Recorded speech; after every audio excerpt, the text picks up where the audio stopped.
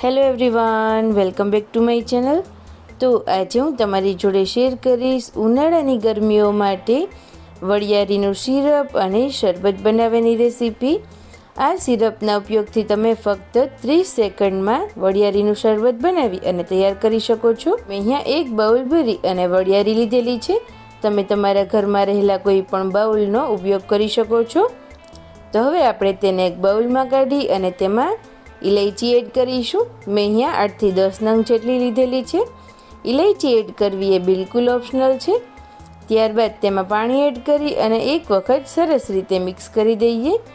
વરિયાળી સરસ રીતે ડૂબી જાય એટલું પાણી એડ કરવાનું છે। ત્યારબાદ તેને 3 કલાક માટે રેસ્ટ આપીશું। 3 કલાક પછી તમે જોઈ શકો છો વરિયાળી એકદમ સરસ રીતે પલળી ગઈ છે અને અહીંયા તમે ઇલાયચી પણ જોઈ શકો છો એકદમ સરસ રીતે તે ફૂલી ગઈ છે। હવે તેનો ઉપયોગ કરશો તો સિરપ ખૂબ જ સરસ બનશે।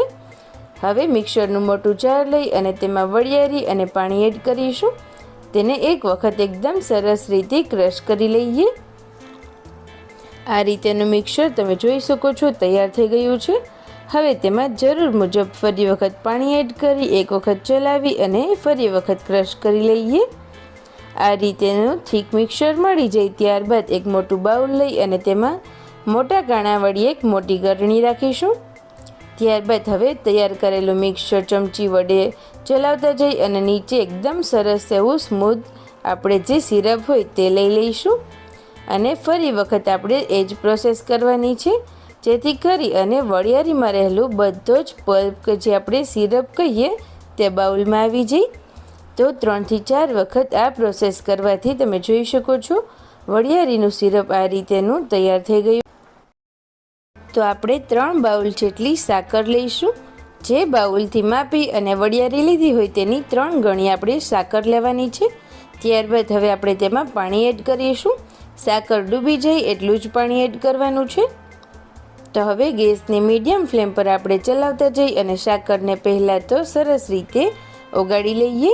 તમે ખાંડનો પણ ઉપયોગ કરી શકો। તો હવે તમે જોઈ શકો છો 10 થી 15 મિનિટ પછી બધી જ સાકર ઓગળી ગઈ છે।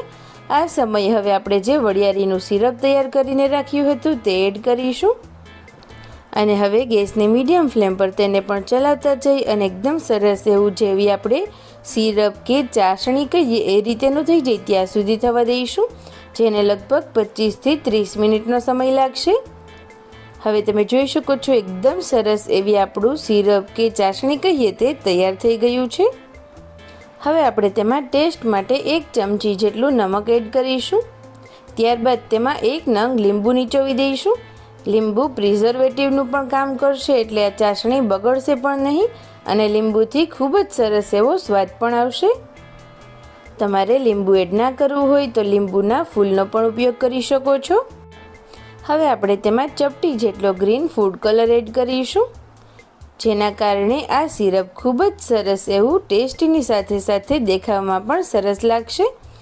તો હવે આપણે ગેસની ફ્લેમ ઓફ કરી અને આ સિરપને 3 કલાક માટે રેસ્ટ આપીશું। તો 3 કલાક થઈ ગઈ છે અને તમે જોઈ શકો છો વરિયાળીનું સિરપ બની અને સરસ રીતે તૈયાર થઈ ગયું છે।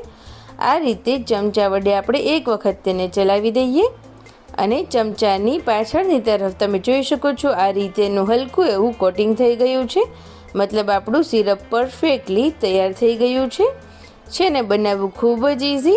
આ રીતે બનાવેલું સિરપ 1 વર્ષ સુધી ક્યારેય પણ બગડતું નથી। મેં અહીંયા તેને કાચની આ રીતેની બોટલમાં સ્ટોર કર્યું છે। હવે આ સિરપના ઉપયોગ કરી અને તમારે જ્યારે પણ શરબત બનાવવું હોય ત્યારે ગ્લાસ લઈ અને તેમાં આઈસ ક્યુબ્સ એડ કરીશું। 1 થી 2 ચમચી જેટલું સિરપ એડ કરીશું અને ત્યારબાદ તેમાં પાણી એડ કરી દઈએ। પાણી એડ કરી અને ચમચી વખત એક વખત આપણે ચલાવી દઈશું। તો વરિયાળીનું ઇન્સ્ટન્ટ શરબત બની અને તૈયાર થઈ ગયું છે। આ રીતેનું શરબત તમે ઘરે જરૂરથી ટ્રાય કરજો, ઘરમાં બધાને ખૂબ જ ભાવશે। અને તમને મારી આ રેસીપી સારી લાગી હોય તો પ્લીઝ આ વિડીયોને લાઇક, શેર અને ચેનલને જરૂરથી સબસ્ક્રાઈબ કરજો।